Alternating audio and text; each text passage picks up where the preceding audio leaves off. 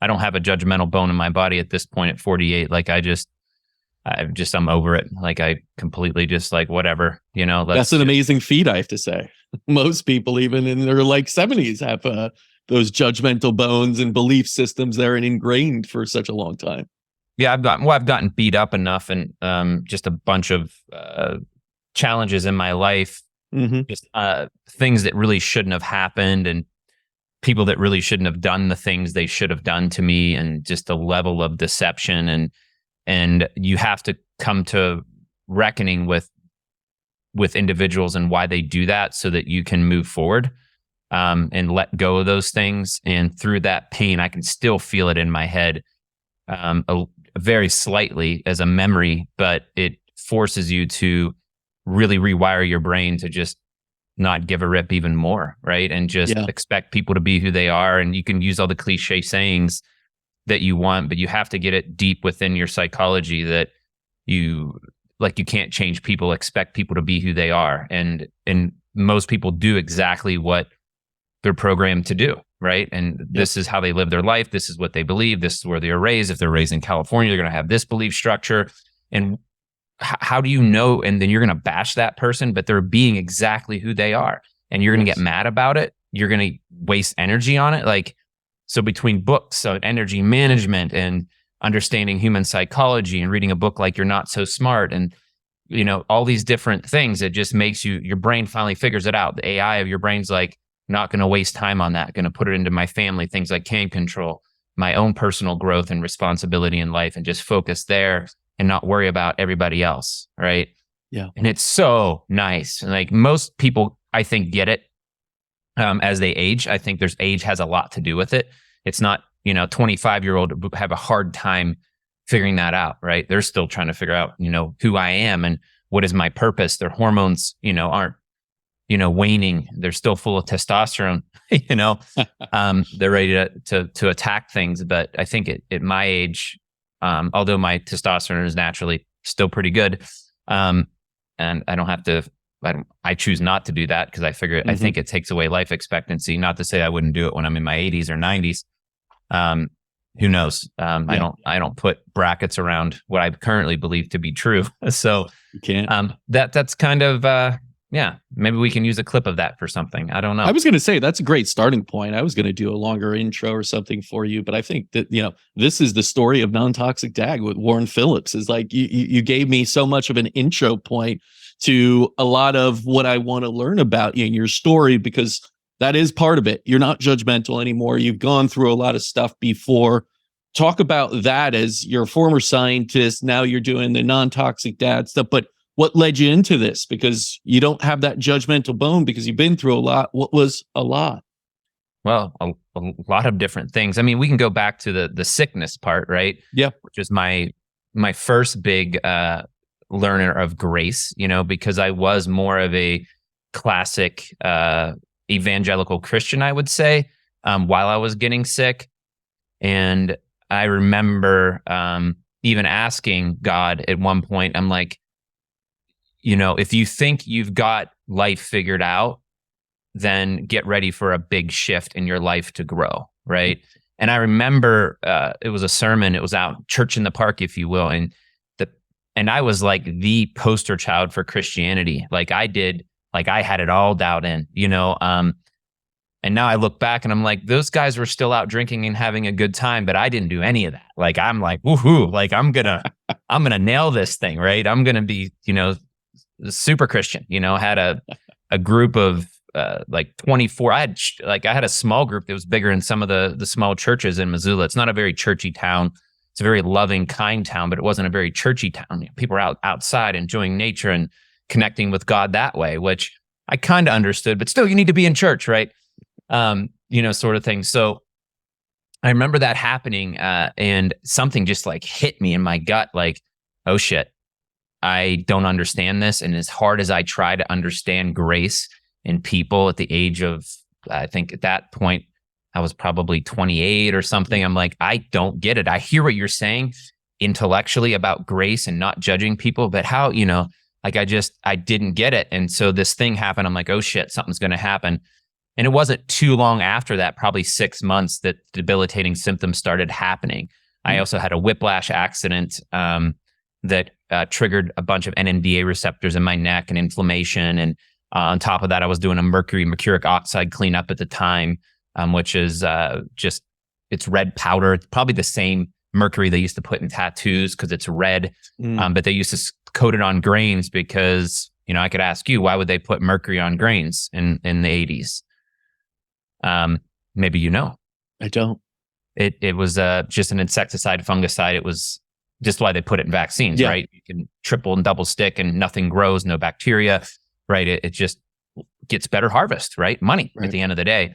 So I was cleaning up an old grain facility and mercury there. And I obviously did a ton of abandoned mines work before that, cleaning up abandoned mines, which is arsenic, lead, mercury again. So I was getting exposed to all this stuff, bad diet, whiplash, emotional changes going back to church.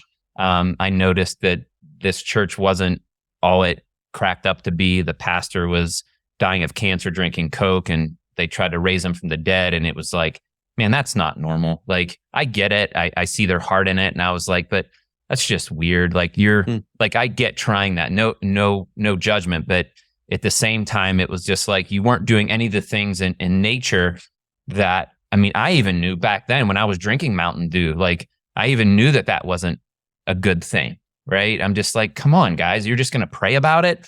Like, what are the actions? What do you do in the natural? Like, even then I was like, as a scientist, I was published just in a few publications with the Montana Bureau of Mines and Geology for some research I was doing on abandoned mines and the binding of heavy metals and how it affects the environment, how it gets bound in the soil, how it's released into the environment, and a bunch of other modalities of cleaning up heavy metals in the environment. You can do with beads and all kinds of different things.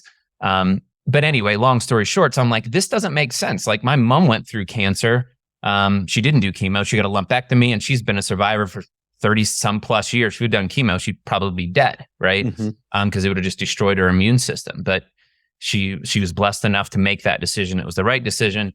So going back to the logical side of it, I'm just like, a lot of this stuff started to unravel. My little, like you said, the psychology piece from our intro here is so important to healing, right? And people like lose their way when there's this group, this pastor that I looked up to. I'm like, there's this incongruency now. So it started to freak me out, and the church was getting a little too out there, right? So that security of that church, which was wonderful for me at the time, like, it really gave me purpose. It really gave me a strong spirituality. I think I put in my show notes for you that I actually got my degree in divinity. Like, I wanted to learn more. And I love that I learned that stuff. I had some really good professors that, had a really good approach, and some that didn't, but a really good approach to spirituality and God and the Old Testament, the New Testament, Romans, and what we know on judgment, and just some really good, not like, just brilliant, based on essentially the facts, right? The history, right? It was just wonderful. And when that unwound too, so I had that happen. It's like, wait a minute, my brain lost that security. It's almost like getting a divorce or some other trauma. So I had these emotional traumas, these physical traumas, and this toxic job of cleaning up hazardous waste. So I think all of that is what shut down. And a lot of, I've worked with sick patients in the past, sick clients, if you will. And a lot of their problems always started right around a trauma too. You've been in your clinic, I'm sure you see the same thing. It's not just the poor eating. It's not just the exposure of the amalgam fillings or whatever it may be. There's these traumas that happen as well, which cause massive inflammation, hormonal spikes, and hormone dysregulation, and loss of belief and hope, and all of that. So I think, I've never shared this on a podcast before because I really haven't, because we started this just open conversation, and really good job by just listening and letting me go here. But it really was a really, really hard time. But that I've gone through a lot of more hard times. But so fast forwarding that forced me to sell it. I was so sick I couldn't function, weight gain, sound sensitivity. I couldn't go to church anymore. The small group ended because my phone ringing, doorbell, like sound sensitivity, it just all started to go downhill quickly. Stop not sleeping at night. like all of it, right? And I definitely had exposures. I remember hallucinating after a lead cleanup once. I mean, that's part of a acute exposure, right? And what we're getting today is chronic exposure, small doses that build up in our cells. They may say it's safe, but it builds up inside of your body. It's safe. It's fine. It's only a little bit. I love addressing that because the exposure limits, the permissible exposure limit that we're allowed to expose, even when you fill up your gasoline, the PELs matched at every, unless you have a vapor extraction unit on the gasoline, you're getting your maximum PEL, permissible exposure limit for that day. And we're getting it everywhere, right? Yep. And it's building up in our cells. It's causing inflammation. So it was nuts. So moved back home into a moldy basement, which you deal with in your clinic as well. Got sicker, more pain, more chronic issues, right? So getting back to grace and understanding that I couldn't read my Bible, I couldn't go to church, chemically sensitive, no sleep, miserable, wearing donuts, trying pain meds, doctors telling me try Effexor. When I ask the question how it works, they don't even know. Like, so I was like, you can't help me. People are saying that you're crazy. And especially when I got sick at the peak of my sickness, 2005, like the symptoms I were having weren't even acceptable. Like it was, you're nuts was the diagnosis. Something's wrong with you mentally, right? That was it. That's all they had. Fibromyalgia is a crazy man's disease, right? It's chronic inflammation. It's pain. It's your nerve endings are sensitive. Like this isn't crazy, man. This is a physiological inflammatory response in your body. And it wasn't about mitochondrial dysfunction and all the cascade of hormone problems in your hypothalamus, pituitary. None of that was cool, right? It wasn't even around. There wasn't even really the internet, right? Yeah. To search for this stuff. So luckily I, through my sister, my cousin, I found a doctor that had the same challenges, and that's what threw me into this. And when I started looking at the science and I start getting healing, I got very, very angry. I'm like, why isn't this being shared? Why are they still putting amalgam fillings in people's mouths? Why do they have all these toxins? So we got to educate doctors about this. So we started a company and just started doing all this and start educating. And eventually through those protocols, traveling all over, seeing the best, going to clinics like yours, we found answers for the mold, the heavy metals, and the chelation and natural chelation, and what works, what doesn't, what causes redistribution, and just went through that whole process. And the non-toxic dad part is I became so anal about my environment, if you will, right? Especially in the beginning, because I was scared, and I was scared for good reason, that people start giving me stamps. Like, is that Warren approved? They literally bought me a stamp. I still have it in my drawer. And everyone always said, Warren, why don't you do something like that? I'm like, I don't want to get on social media. That's not me. I just, want to enjoy life and not have to be, looking in cameras. But the reason I did it is I tested it. My team, my friends, some mentors said, Warren, why don't you just try it? Like, and if it has an impact, if it feels right, just do it. But, you're making all these excuses for failure instead of a test for success, if you will. So I gave myself all these excuses not to do something. Don't want to be on social media. Don't like my phone. Don't like EMF. Like, I can come up with thousands. But when you look at your life, you're like, where am I going to have the most impact? How can I reach people? Like, because I don't want people to go through the suffering that I did. I mean, yeah, it's created some great, strong psychology, but not everybody is wired like me. Like, I'm an all-American athlete. I take direction well. I can, I've been coached a lot and beat down a lot. So, and I don't think that was great, but it really set me up to be tenacious enough to push through all this and not give up. And like I said, I mean, I was at the point where I didn't want to live. Like, it was that bad. Like, I don't want to get into it, but it was like, God, heal my body, because I'm effing pissed. And if you don't start moving on my behalf, like, this is bullcrap, especially when you were super Christian before that, right? It's like, you did everything right, and God, you still punished me. It's like those just that weird psychology that came from that place. So it's really neat to be able to come out of the over spiritualization, but still have the strong connection to God and spirituality, and how that gives you superpowers and strength to push through things. But if it wasn't for that spirituality and that hope that it gave me, I probably would have done something stupid, right? But I knew in the back of my mind, like, God at this point hasn't failed me. And when you wait and when you're patient and you have the right attitude, it usually works out in the end. So, there you have it, and from there life just continued. The learnings continue, the challenges continue. Never thought I was going to get married. Now I'm married and have 3 beautiful girls. I'm 48 and I have a 21-month-old. So on purpose, all 3 of my children, but very, very spaced, which is also part of decision making, to be able to maintain the belief structure and detoxing my wife and having her heal and having her body heal. So I know that my wife is safe. I'm not just, you say have kids because we love kids, but it's making sure she's healthy and happy. So not that just that we have a happy babies, like we have all home births, all of that fun stuff, but my wife is protected and that her heart and body were in the right spot to be able to handle. Again, that's a pretty serious undertaking, having a baby. A huge one. And I want to get on that topic, but I found it really interesting as you were talking. You brought up 2 things that I've known to be true by just watching all the patients that come in here and seeing the results come out. Number one, the 2 patients that do the best are usually, number one is athletes, because they take such good direction. And you gotta be compliant. This isn't conventional medicine. Just take the pill and keep eating as you want and do whatever you want. Live in your toxic environment. We'll give you more pills as you start to break down more. Right. So athletes get it. They're like, okay, I got to cut out something I love. I'm cutting it out. That's it. And, no question about it. Number 2 are spiritually or religious faith-based people.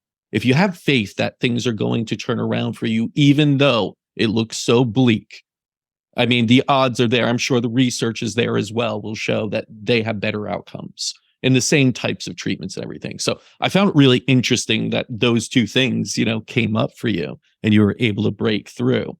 The latter part of what you just said there, and something that I feel is one of the biggest threats to humanity right now, is this idea of infertility. This idea of we're not, having children at the same pace we were. We have countries like Japan, even China and everything, where, it's a slowing number of births and actually a declining number of people there.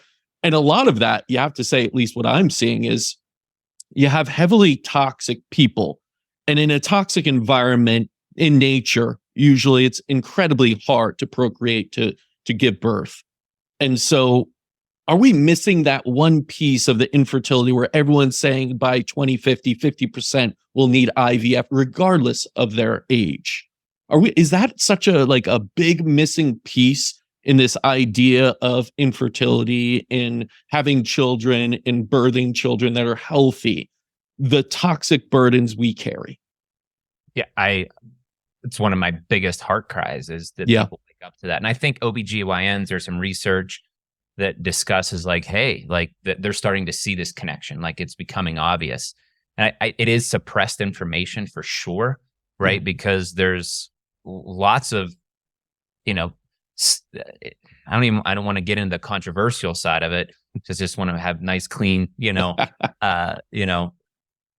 conversations that people stay open to, because I don't want to shut people down. Once you push them too hard, they're going to shut down and not listen to the truth that you have to share. But I really feel that this, there's so much science behind it, right? With childhood cancers going through the roof. You also see the epigenetic problem of these toxins triggering bad genes, and then the progeny has those bad genes. So you're producing a sicker progeny, right? You can reverse that, right? But it takes time. Like lead also takes generations to get out because it gets passed on. So does mercury. But infertility is rampant, and we see it in nature. Like you said, we see it in the elk drinking the water from the downstream of the water treatment plant that has pharmaceuticals and pesticides and herbicides. You see them becoming sterile, right? We drink that same water. We're smaller than elk. I wonder, right? Yeah. So it happens to frogs, and the gender changes and all kinds of things that happen inside of with elk. You're only birthing male, or so it's just, there's all these downstream hormonal unintended consequences of our actions. And I think one thing we can all agree on, right, is that we are trashing our environment, and we could make some really good decisions moving forward if we worked with nature. But we've created an economy, right, that doesn't work with nature, right?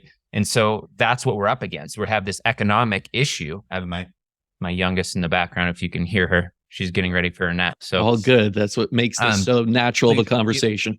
You have an economic engine, right, that's built on big ag, but regenerative farming works great. And I've been to Africa where they do farming God's way, and this is where they do regenerative farming, and they're getting these massive crops and these huge outcomes, and they're feeding the starving, right? Yeah. Versus these dust bowls that they've created in the past, because you're planting underneath and they're growing plants through, and you have companion planting and all this stuff.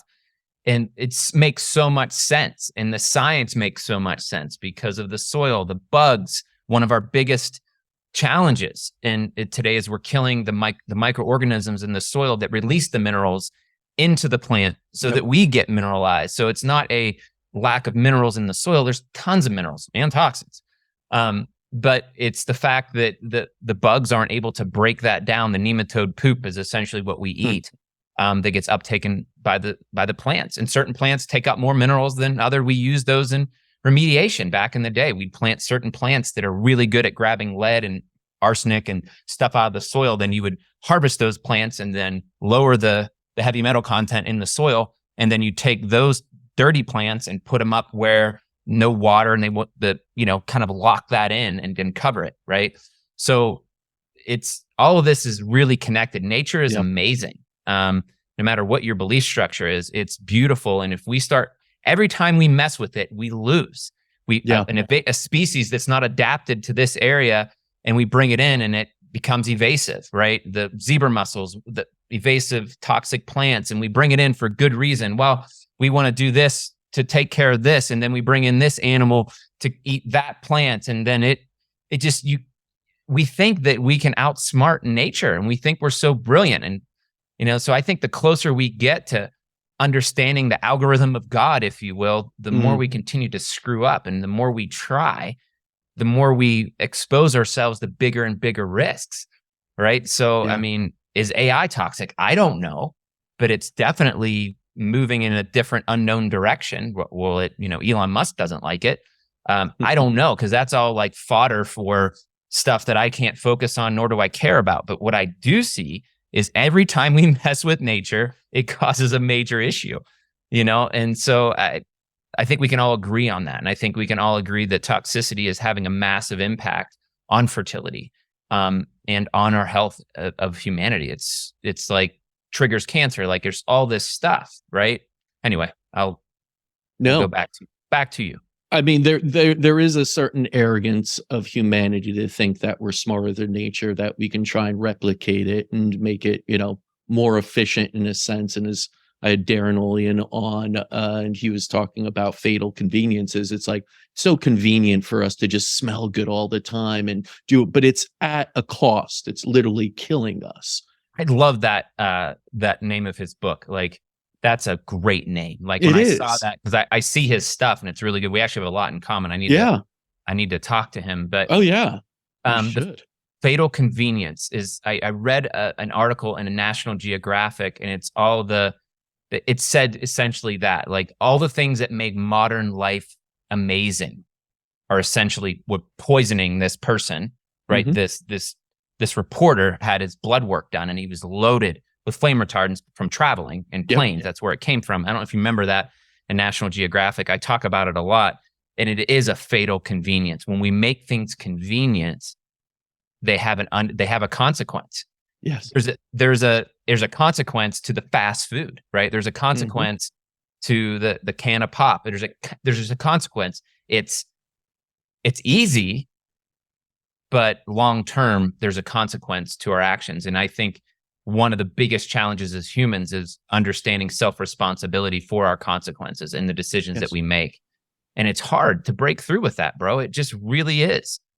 It's not just incredibly hard to break through, because it is such a, like, once you have that convenience, like I remember I lived with roommates, in college and all this and that, and into my young years in New York City, where I just couldn't afford an apartment, without other people there. And I remember it's like one of those things when you get your own bathroom finally, It's like, I'm not going back. I get my own. It's like tucked off. Like, I don't need to share this with other slobs or anything. Like, it's wonderful. It's like you can't turn back almost. And I feel that's where we are. It's like everything's so convenient. You get it in 1 second. You're carrying the cup with the phthalates in it, but it's so easy to like bring in my own glass or clean it afterwards and do this. And I could just throw it away in single-use plastics. And do you think we're at a level where we could now, as a society? I know individuals that have been able to do this, but as a society, be able to say, I'm going to spend more, put in more effort, and give up these conveniences for my health? Because I just haven't seen it yet. And I'll say this one last piece before you jump in. I also think we have a medical complex that's saying, don't worry, we have the solutions for you anyway. So just go ahead and get sick and we'll give you a pill for it. So it kind of complicates the scenario a little bit. But do you think we as a society can go back to a non-toxic living that is a little bit harder, a little bit more expensive, it seems, and we'd have to give up a lot of these fatal conveniences?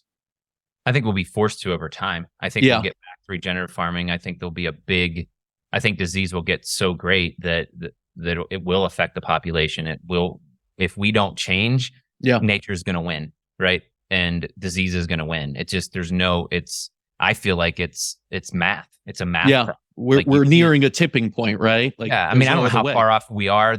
I like to say we are pretty robust as humans. We can take quite a beating. I mean, look at all the meds that we take, and you can still live to 90 years old, right? So I think we're a way off from it, but there's only so much, unless we adapt. But I don't think we're going to adapt that quickly. I think the body does adapt. We have hormesis. We're brilliant, right?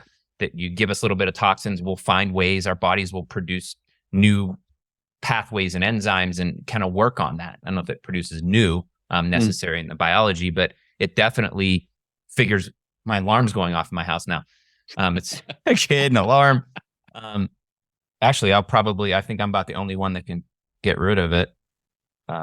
There's a convenience that hopefully isn't that fatal. It's a flood alarm, right? So I could show you on my phone. This is one of the conveniences that is enjoyable. This could save you. Yeah, and so everything in my house, right? I don't have a smart home. And this is just a radio frequency, so it's not, a damaging frequency. But I wire my house and use some of the lesser, not as cool toys so that I can still have some of my conveniences. I just shut it off. It's fine, too low. But I have these water things underneath my kids' sink because I've found that they flood things. Kids are known to do that, yeah. And so I put them strategically all over the home. So I have 9 of these little sensors, and they go off, but for random reasons. Because if someone's cleaning in the area and hits them and they touch water, they're like going off. But the other problem is now, is it shuts off my water main in my house. So now my water main's off, and then my pressure pump goes off through all this stuff. So now the alarm company is calling me. So I gotta answer this. You answer it. I'm just going to talk a point about that while you answer that, is the idea of you want to always be looking at any water exposure in homes these days because of the mold.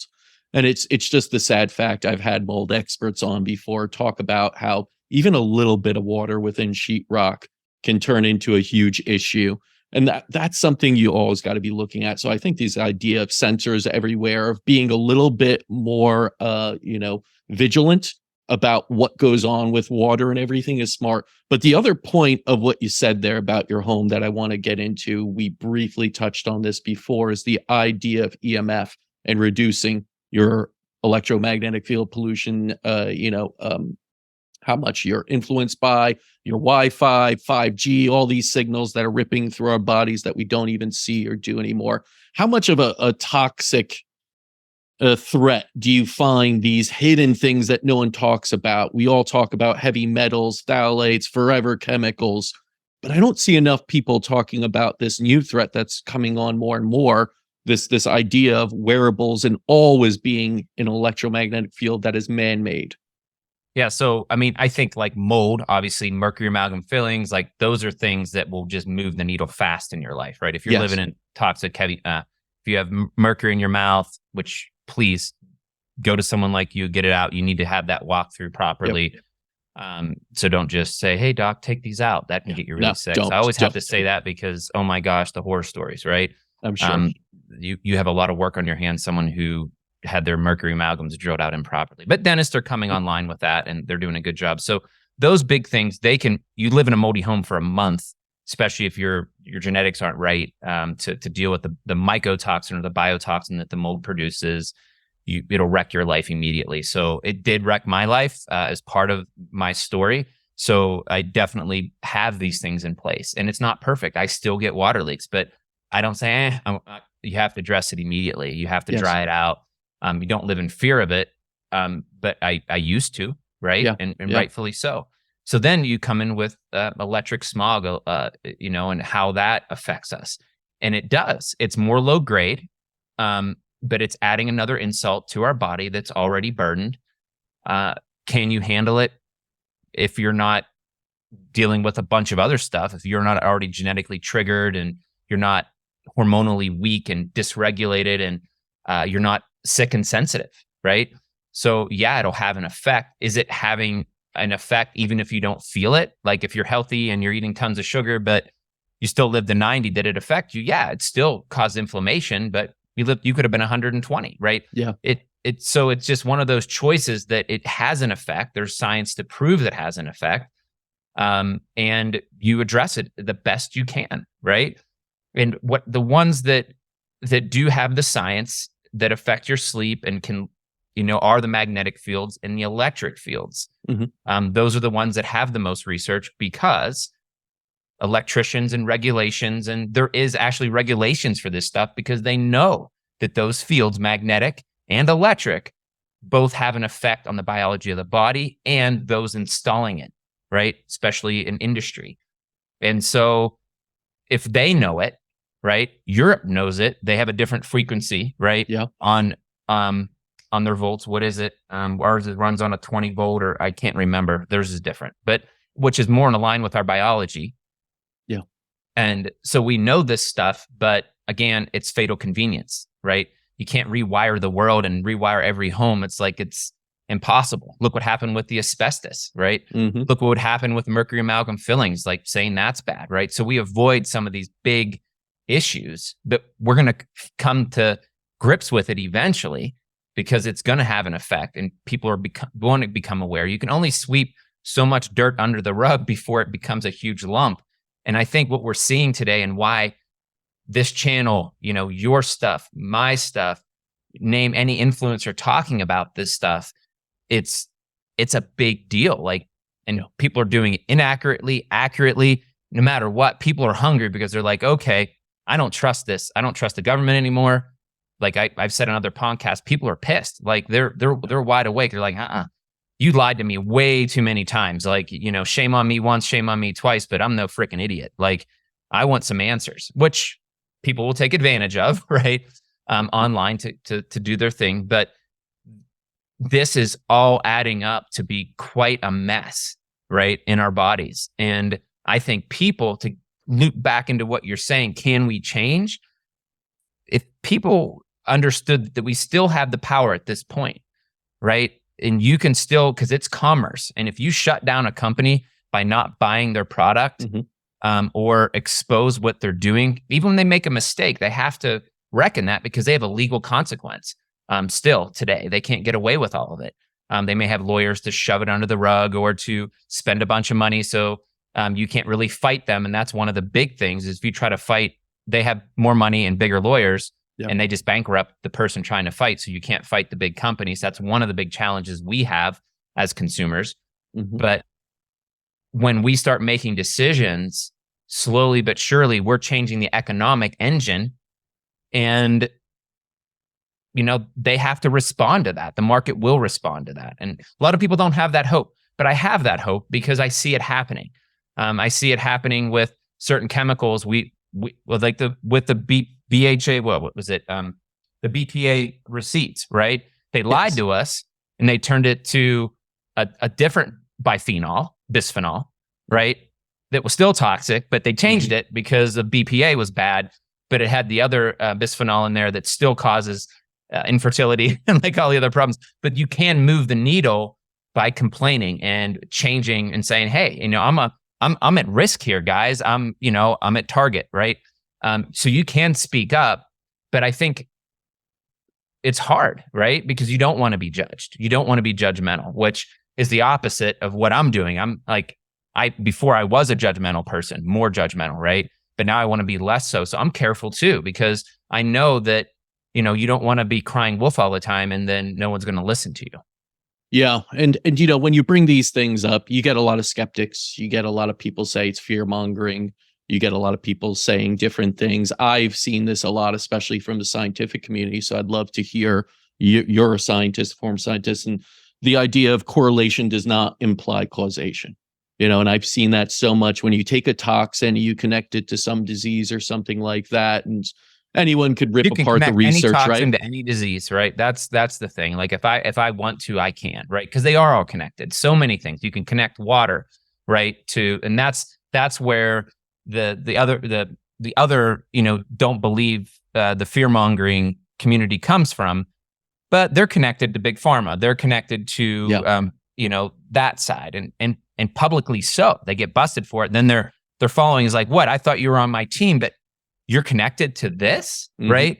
And so it is not, I don't think it's fear mongering because I'm not fearful of it. I just want to do the right thing, right? Yeah. What's the best thing I can do within the capacity of where I'm at mentally, emotionally, physically? I'm going to continue to grow. And again, I'm an athlete, right? So it's easier for me. That's not easy for everybody. So when you hear a video, it's not fear mongering, right? This is factual based stuff that you can choose to easily change or not based on your fatal convenience in your life.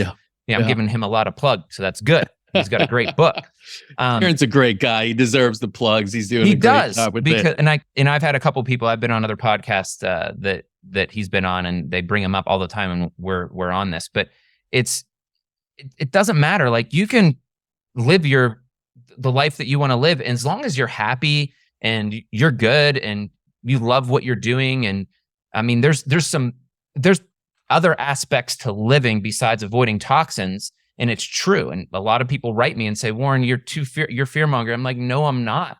I'm just identifying, and the people who follow me definitely back me on this. He's just identifying it. He's not telling you what to do. So I should construct my videos and my content to be funny and insightful and educational and I do that through testing and hard work and thinking about it. And I have like literally spinning in my brain, how can I bring this content so people laugh and get to see it, but at the same time in their unconscious mind, they're making change if they're listening, right? So the next time at the grocery store, they'll make a decision.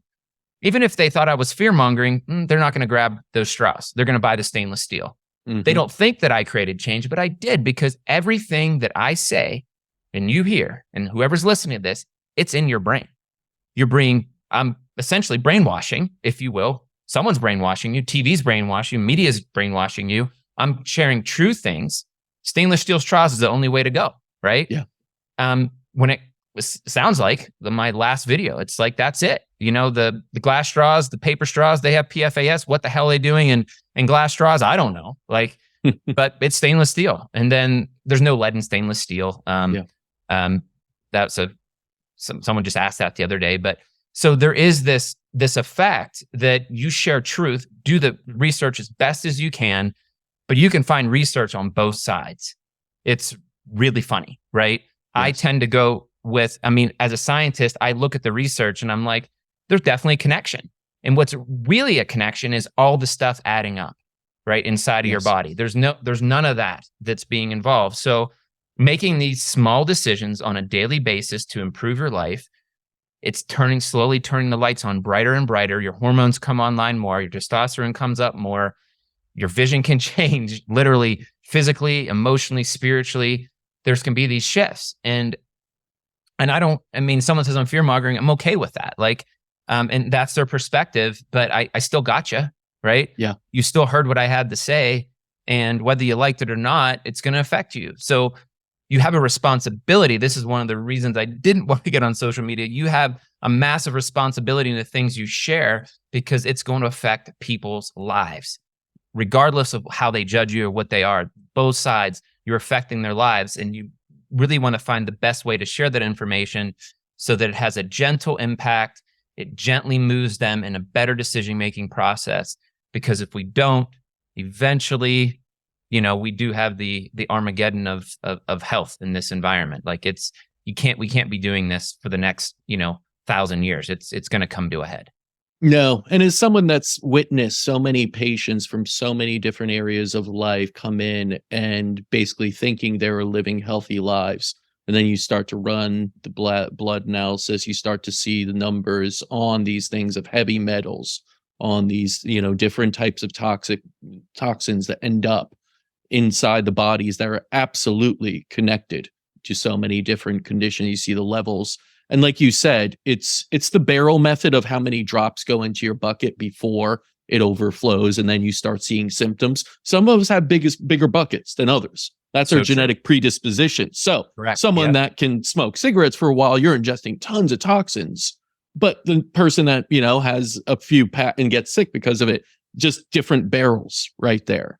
And what they're born with, right? Yes. Genetically. And what they come into, which we're seeing more and more. If you even take, just the analysis of what babies are born with these days, right?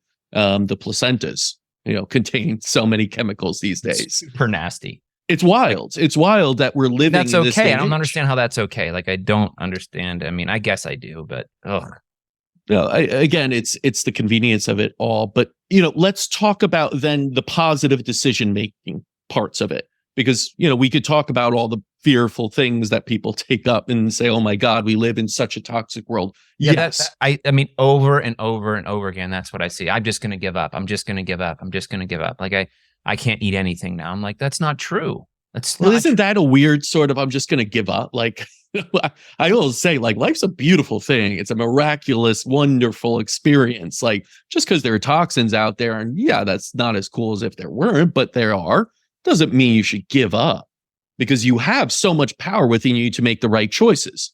I understand maybe it goes away from you drinking out of plastic all the time, which is very convenient for you. But it's really, once you change that kind of base level of what you do over the course of a week or a month, it becomes habit. You're fine with it. You don't mind that you're drinking out of stainless steel straw anymore instead of the plastic one. You don't. And that's the small shifts. And, it comes back to that quote, excuse for failure or method for success. So what they're really doing is giving an excuse to fail. And I understand that. When I wasn't feeling well, when I was sick, when I was around family that was toxic and talking down, I was programmed to think the worst. It took me years and years to unprogram. You probably weren't raised in that environment because you had two medical doctors that pushed through pain and did it all. And, because they were educated and probably from better families, but not everyone is like that. It's this generational lie that they believe to be true, whether it comes in, like I have my nieces coming to live with me. They're living in a moldy basement. I was talking to them, I was listening to them, and I'm like, frick, you need to hang out with a Warren and a Rebecca. And at 25, else you're going to be stuck, right? They're just stuck and living in a wet, moldy basement. I'm like, come live with me, hard on me, hard on my family. We'll probably watch this podcast and be like, what are you doing? But I couldn't help, but I'm going to change their generational mindset, because they're going to get around how we live, see that it's not that hard. Yeah. Because it's really not that hard, bro, but you have to see it. You have to experience it. You have to learn it firsthand. You're like, that's not that bad. That's still fun. That still tastes good. That's not that weird, right? I can do that. Is that how you think about that, Warren? That challenge, I saw how you and Rebecca just conversed there. You didn't judge her. You asked her a question instead, or you didn't raise your voice, or you were getting in an argument, which is healthy, and you backed off and you came back and you reconciled and you talked to the kids about it. Like, just all those behavior patterns in 6 months, they're going to learn all that. They're going to take that home and they're going to raise children and think and act differently about how they do life, what their jobs are. It's going to transform their life, guaranteed 100%. And that's my gift to them and to their family. Now that's creating generational change. So I'm not just doing this on Instagram. I literally saw a need. I'm like, man, I can change their life. And they're going to change the lives of hundreds of people around them. So they're going to come, they're going to learn, they're going to grow. And I know a lot of people that have suffered like I have do the same thing. They bring people in. Like when I was sick, I lived with Dr. Dan. He brought me into their house when I was sick. Get out of that mold. Come live with me. So I'm just giving where that gift was given to me. I'm giving back because I can't. Like you can see the emotion in me now. It's like I can't see them sick. I couldn't let it happen, bro. I'm like, you got to come. And they moved in a week. And I asked them all the questions. I made sure, are you a, just like you're doing a consult, right? It's like, where you at on a scale 1 to 10 committed to coming? Well, I'm a 9. I'm like, okay, we got to get you to 10. Why are you a 9? Right. So they're saying, okay, I'm a 9 because I'm worried about something simple. Like I have to sell my car or something that they just bought because they're financial stuff. I'm like, okay, so you're really a 10. It's just this one thing. Let me help you with that. Like, so that's how we change the world, right? Is that we live it, we help people experience it. But the folks that are saying that I can't do it, the world's coming to them, is because they haven't had someone come along, hold them by the hand and say, you can do it. I believe in you, right? You're worth it. You're brilliant. You're smart. You're kind. You're loving. We're being told all the opposite. So why would we want to change? Because we feel in our hearts of hearts that we're worthless because we've been psychologically trained to be that way. And those are some of the emotional toxins of the work that you do, because a lot of people do not and cannot do your protocols because they don't love themselves enough. They were programmed differently than you were, right? I had a loving home, but I was definitely had some bad programming as well. So that's the meat of change, right? Is all starts up here. And if you're sick, it makes it even harder because your hormones are off. Yeah. So I get it. I understand. Like when they say that, I'm like, I understand you're saying that. I disagree with you. But if I'm not in your house, I haven't, again, I don't know how you were raised. I don't know what your parents said to you. I don't know what your teacher said to you or your football coach, like that has created a psychology in you for you to say that, right? So how can you change that, right? You have to, like, part of what I'll do eventually is start talking about that stuff, right? It's not my area of expertise, but I'll start a podcast someday and bring on folks like yourself or whoever who have dealt with these psychological shifts to show people, like, here's what you can do to change psychologically so you can start making decisions that you know you need to make. So much of this idea of how to reduce toxic burden starts with a consciousness shift and a true understanding of your self-worth. I've seen that, right? Where people are just like, what's the point? I'm already here in this negative fear, guilt, shame state. I'm already in debt. Why get out of credit card debt? I get it all the time. Like someone I was trying to help and they're like, I'm in credit card. I'm just going to be one of those people. My parents are in credit card debt. I'm in credit card debt. And they're literally trapped and they can't get out, even when they know, right? So it's no different with what you're saying. They're trapped in a mindset. And I feel so bad because I was once there. Why do you think I'm now doing this? I feel like I have a responsibility to share because it was just from meeting great people, right? It's people coming into my life, just speaking into my life saying, Warren, you're a lot more brilliant than you thought. Like you have more to share. And I didn't think that I did. I thought like, I was on the short bus. My teachers told me that I shouldn't go to graduate school and I wasn't smart enough and like all that stuff. You can be careful with your words because it affects people. It affected me and I'm still unraveling all that stuff at 48 years old and I never will stop. So what you say to people can stop them from making decisions.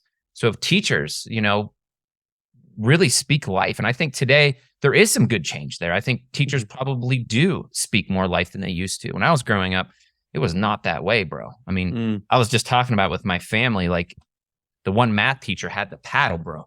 I mean, and he hit you so hard, you come up off the ground. Like, what is that teaching somebody? It's like, right. I mean, holy cow. Like that was just, I'm like, and that was just when I was in high school, 1990, when did I graduate? 94, I think. Just interesting that isn't happening, that maybe we went too far, right? Mm-hmm. Where we're letting someone complain so much, the rest of the class doesn't even get taught. Like, so I don't know, I'm not in education, but I think to think about the big picture here, the tree is above it all. I think things will come back into balance. I think we were too far one way and we went too far the other way. But I think humans are smart, and I believe in humanity. I believe there's a God who loves us and loves everybody, and the outcomes are there for the taking if we choose to accept the love that's in this universe and the wisdom that's in this universe and the knowledge. And as we begin to accept more self-responsibility for our actions, I think can be great change in this world. I really do believe that. I completely agree with you. And I just celebrated my 42nd birthday. So I graduated high school in 99. I was not paddled, but didn't get a lot of self-love talk from my teachers. No. It was kind of just like, do better. You're not good enough sort of thing. Yeah. Whereas now we've swung the pendulum to everyone gets an award and you're all great. So, it always changes and pendulums always swing. But, I think, love is the answer. I wrote in my newsletter, like, what did I learn at 42? Like that I wished I learned at 20 or anything. It's like, love's the answer to everything. Like, love yourself more, love the condition more. Like, once you get that going, and it seems simple and esoteric, but it's not. It truly is something of a energy field in a state that really is healing. I would have like never believed that like even 10 years ago. But as I've aged, as I've looked at stuff, and really just gone through my own process, love is the answer. And I didn't even like that statement back in the day. I'm like, what do you mean? It's not that simple. That's like hippie. That's like a cliche saying, right? Yep. But when you really when you get the revelation of the power of love, right? In spirituality and in human beings, and just you could literally, I've been on the phone with people that are completely opposite of how I believe, completely the opposite. And they leave the conversation going, holy shit. If two people who have different beliefs could communicate like we just did and enjoy each other and want to give each other a hug at the end of it, and the things we did agree on, right, were beautiful. And this was on the phone. It was a Delta person it was with a Delta person, because I can't help myself, right? I'm on the phone. I'm like, so, what's going on? And they just start opening up. And they're like, holy shit, like I didn't even know this was possible. I've never had a conversation like that. But if it wasn't for that understanding of love and that different view, and it just, your energy shifts, your voice, your tone, your eye contact, like you could even see it when I'm starting to get into that state. It is powerful, bro. And it just emanates. You can feel it. It just comes out. It's an energy that's being displayed even now through my tone my tone of my voice. It just shifts and changes when I come from a place of love. And you got me there, bro. So that's good on you. Hey, listen, I truly believe in it. I work in medicine where that's probably very woo-woo, and you're not supposed to say things like that and stick to science and data sort of thing. But experience has definitely guided me to see that too many people do not invite love, do not have love for themselves. And that's a huge, huge problem. You look at toxicity, that is a big deal. You look at all sorts of things going on right now and impacting so many people in negative ways, and they're diseased and, incurable. But truly, I think it all starts with love, that energy. That's where it all starts. And of course, then when you have love, you love yourself enough to say, why would I ever put a toxin in my body? I love it so much. Yeah, you and I. Right. And then you start to value everything. And I will say, you want to solve the problem with our environment and everything. Start with yourself. Love yourself more, because you're just a small microbe on Earth. Just as we have our microbiome, we feed a probiotic, all this stuff. Like, that's all we are. And I noticed that is, if you love yourself and you make healthy decisions, you will not pollute this earth as much. You will be more into regenerative farming, local farmed things, so that you don't need as many airplanes around polluting. Yeah, and you will not choose single serving plastic things anymore, because that's not good for you. And guess what? It's not good for the world, the environment, everything else. So it's like you start to make more and better decisions.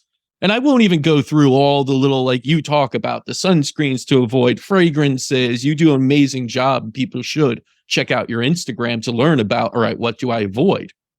But I almost want to go that higher level up. You won't avoid it if you don't love yourself. You will continue to use it. Bro, it's my most favorite topic. I'd much rather share about that, right? But I'm starting somewhere. But I so agree with you. Like when I understood that, and it's a spiritual thing, the God of this universe loves me and created me. I don't want to hurt this body, right? I don't want to hurt when I feel that energy, right? From God or the universe or whatever persuasion you are. When you feel that and know that, you don't look at internet pornography. You feel the judge and shame is removed because this universe isn't judging you. It's loving you. And your decisions cause consequences that judge you, right? It's the decisions that you're making. That's the science of decision making. So and then you blame God or you blame your friend. No, even if you chose to go in a car, right? So, and then you get in a car accident, it's the other person's fault. No, you got in a car, you made a decision, there's a risk, right? So it's the universe if you know that God and the universe is loving you and it's wants to love you and is filling you and you can feel it and it satisfies you, decisions, like you said, are so much easier to make because you're coming from a place of strength. You're coming from a place, I don't need that hormone. I don't need that drug. I'm strong. I'm loved. I'm healthy. I'm not going to judge and shame myself. I'm forgiven. I'm done. The universe isn't judging me. I'm just making bad decisions. It's no big deal. I'm over it. How can I drive looking in my rearview mirror the mistakes that I made? I've already polluted my toxins, bad decisions, marriages. You gotta, and this is all psychology, right? This is all the gifts that people have given me, and it's the things that have changed my life. But I had to go through a process of my own personal process of pain to get to a place where I was open to hearing that stuff. And some people listening today are like, well, I hear you, and wow, thank you for the encouragement. Others are like, I don't understand a word you just said. That was like, what do you mean? They're the Warren 10 years ago. And I get it. That's okay. And you don't have to agree with us, but you and I are on the same page when it comes to that. When you understand that you're loved and that you have love to give, I just have found that the greatest impact I've ever made is when I come from that place. And the greatest impact that's ever been on my life is feeling that flow of love, right? From God. And it's the greatest, most powerful strength. It's better than any biohack you could ever do, right? It just fills you, it energizes you. It's like you get energy, spiritual energy. It's flowing. I don't know how else to explain it, Yeah. I love that we took this conversation in this direction, because we could have just kept going with the different toxins and kind of made it all about that, which would be educational in some ways. But at my core, I truly believe if you don't have that foundation of love in your life, then everything else isn't going to fall into place, really. You could try, but you'll kind of be swimming upstream a little bit. So I'm really glad we got to jump into that, topic itself. But aside from love, I want to see that.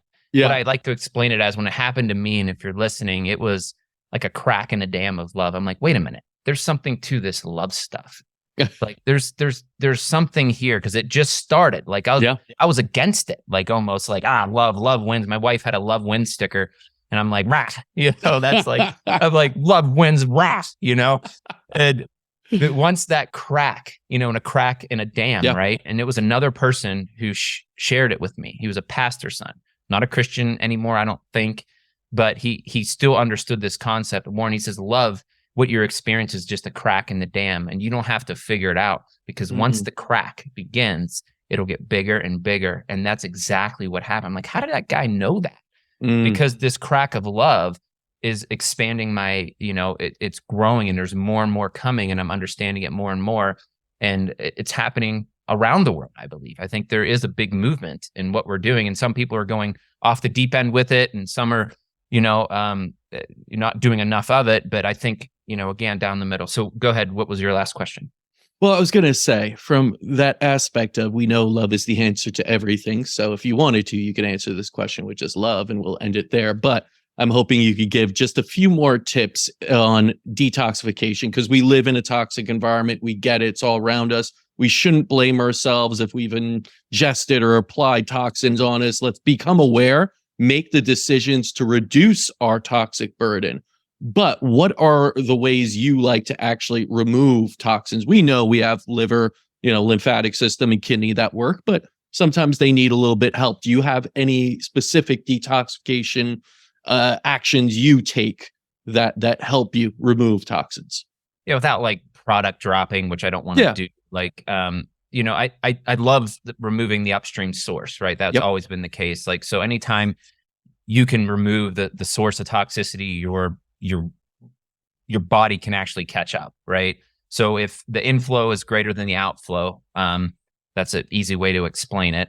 So I had a piece of paper, but inflow high, outflow low, because you're backed up, your colon's backed up. Like, you're just going to keep auto intoxifying. It's going to get worse and worse. So you really need to remove the upstream burden to give your body a chance, because your body is tough.